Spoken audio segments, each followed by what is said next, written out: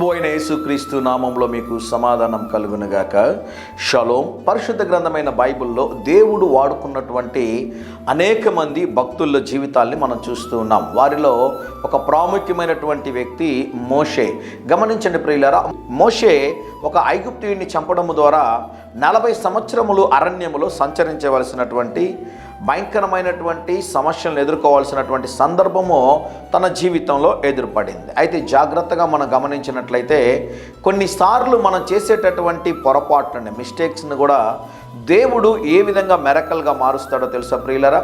40 సంవత్సరాలు మోషే ఎక్కడున్నాడు అంటే మిద్యాను ప్రాంతంలో ఆ అరణ్యంలో సంచరిస్తూ ఉన్నాడు. అయితే మోషే చేసినటువంటి తప్పుని దేవుడు ఏం చేశాడో తెలుసా?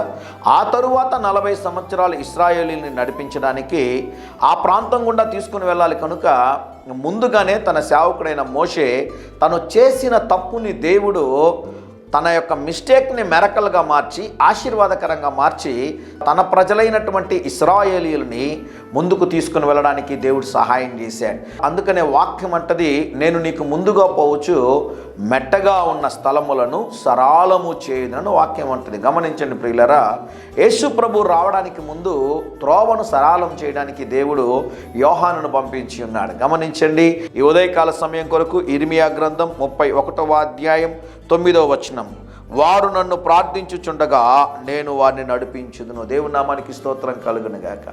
మీరు ప్రార్థన చేస్తూ ఉంటే ఏమని? ప్రభువా, మీరు మమ్మల్ని నడిపించండి, మీరు మాకు సహాయం చేయండి, మీరు మాకు త్రోవను కలిగించండి, అడ్డంకులను తొలగించండి ప్రభువా, మేము ఈ కార్యాలు చేస్తూ ఉన్నాం, వీటిలో మాకు సమస్యలు ఎదురవుతున్నాయి, అడ్డంకులు ఎదురవుతున్నాయి, పోరాటాలు వస్తున్నాయి ప్రభువా, మీరు సహాయం చేయండి అని మీరు ప్రార్థించగలిగితే దేవుడు చేసే కార్యం ఏంటో తెలుసా ప్రియులరా?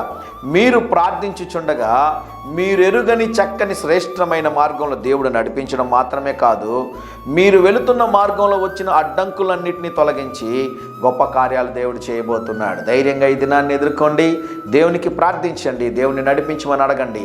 దేవుడు మీ జీవితంలో గొప్ప కార్యములు జరిగించునుగాక. ప్రియ పరలోకపు తండ్రి, ఈ దినం మా ప్రియులు తలపెట్టే కార్యములన్నిటిలో జయమును అనుగ్రహించుమని యేసు నామములో ప్రార్థిస్తున్నాము తండ్రి. Amen, amen.